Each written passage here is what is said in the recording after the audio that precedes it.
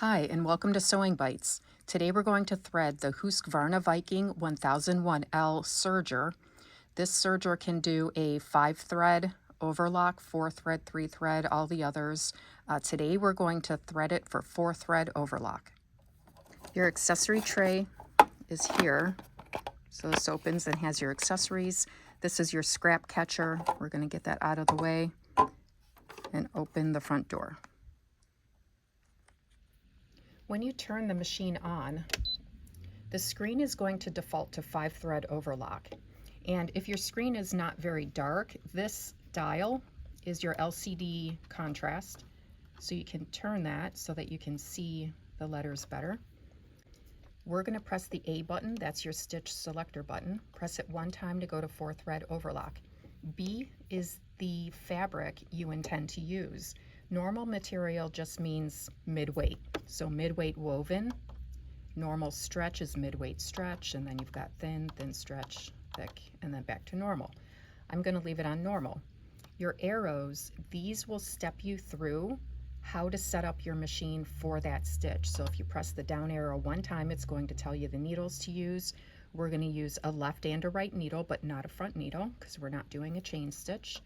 And your threading order is green, blue, red, yellow. So upper looper, lower looper, right needle, left needle. And then you can keep stepping through. And we'll talk about this as we go. So let's start threading. This is your upper looper. This is your lower looper. This is the chain stitch looper. For 4-thread overlock, we are only threading the upper looper and the lower looper. We're going to start with the upper looper, which is the green thread path. Start by taking your green thread up over the top so that the thread is going from behind to the front, and then we're going to come to this thread guide. Now bring the thread through the thread guide right there, and we're going to bring the thread straight down through this groove.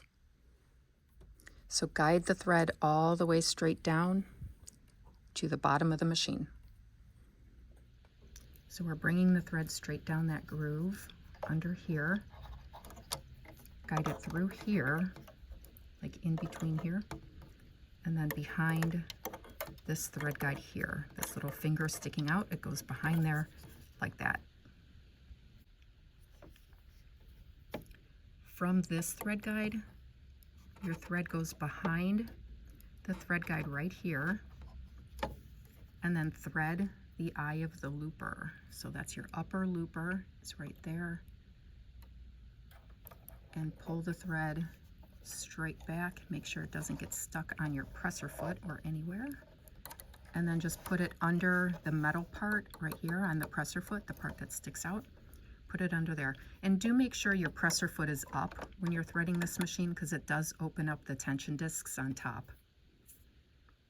Now we're going to thread our lower looper. So thread comes up over the top, and we're going to go to this thread guide right here.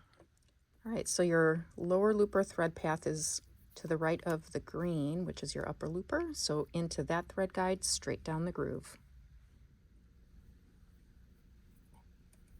So straight down that groove, bring it all the way to the bottom of the machine. Straight down the front groove. Make sure the thread is behind the two little tabs here. Then bring the thread into this thread guide. It's going to share this with the green. Now this white lever right here with the blue arrows, pull it straight down like that. From this thread guide, take your thread, go left to right, just like that, and then push the tab back up into the machine, just like that. It should look like this, and now you're going to thread the lower looper. So grab that thread,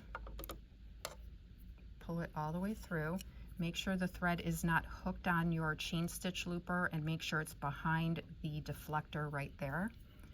Now take the thread, bring it all the way to the back of the machine. Sorry, it's hard to do this with the camera in front of me. There you go, just like that, okay? So the important thing here is that your lower looper thread needs to be over the upper looper.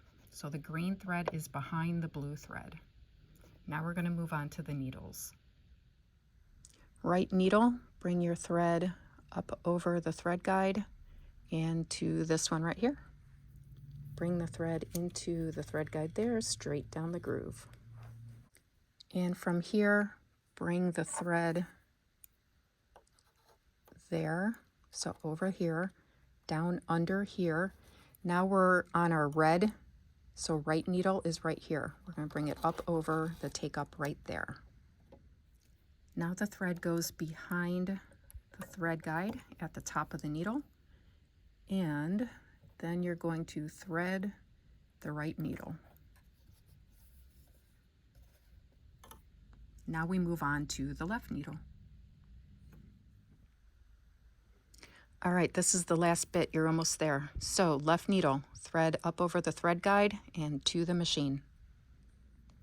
Take your thread into that thread guide and straight down the groove. Straight down this front groove, down and up. Now we're going to the left needle, not the front, even though they're both kind of orange. So up over, it's going to share with the red over here, and then we're going to the needle. Bring the thread into the same thread guide as the red, but you are going to thread the left needle. And then pull that thread back and make sure all your threads are under the little metal thing that's on the presser foot right there.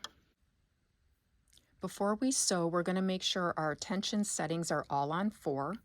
Then if we press the down arrow again, the machine is recommending a differential feed setting of 1. That means your 2 sets of feed dogs are moving in unison, so 1 to 1.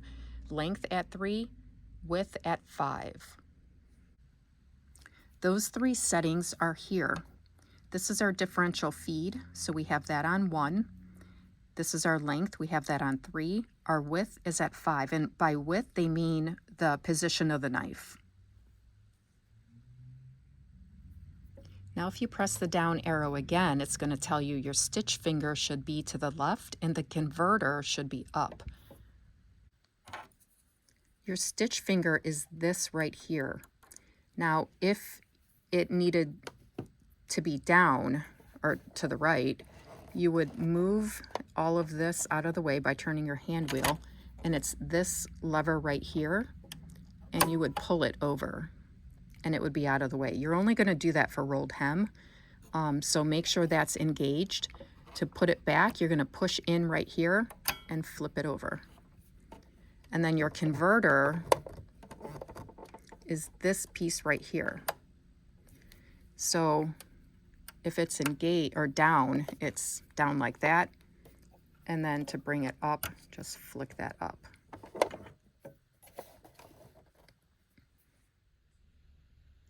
Now press that down arrow again. It's telling you presser foot should be that LR5 foot and your cutter should be up. So there's our LR5 foot. It's the one that comes with the machine, so it should be on your machine. And then your cutter, if you open this, this will move your cutter either down, out of the way, or up. I recommend always having it up. And then now let's press this again. Our chain, or our cutter cover is this one. So it has the eye on it. That's the one you want. And chain stitch lever should be up. So the chain stitch lever is this. And if your upper looper is going up and down, it's already up. And now mercifully it says we're at the end of the screens, so you can just press it one more time and you go back to this screen. Keep in mind, you don't have to go through all of this every single time. Once you set it up for 4 thread overlock, you kind of know where your settings need to be. So it's going to go much faster the more you practice. So now let's close this. Let's close our front cover and we're ready to sew. Your presser foot lifter is right here. and I always leave mine down. All right, let's test our stitching. So I have my tension set at 4 all the way across, like it recommends, and I've lowered my presser foot. I'm going to lay my hand on the threads because the chain has not yet formed, and let's sew.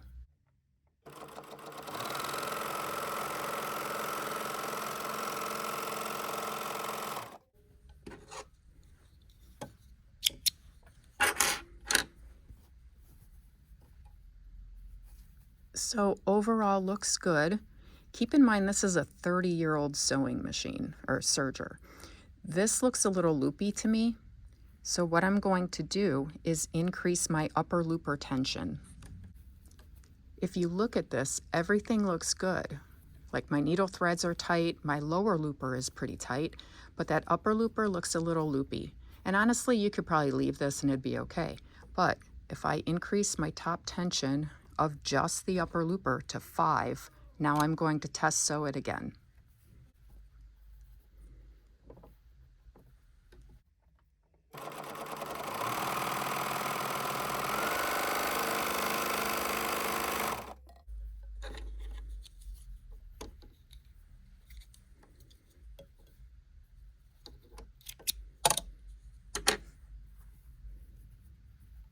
So now if we look, that's nice and tight, so that looks really good. That is how you thread the Viking 1001L Serger. If you have any questions, please put them in the comments, and thank you for watching Sewing Bites.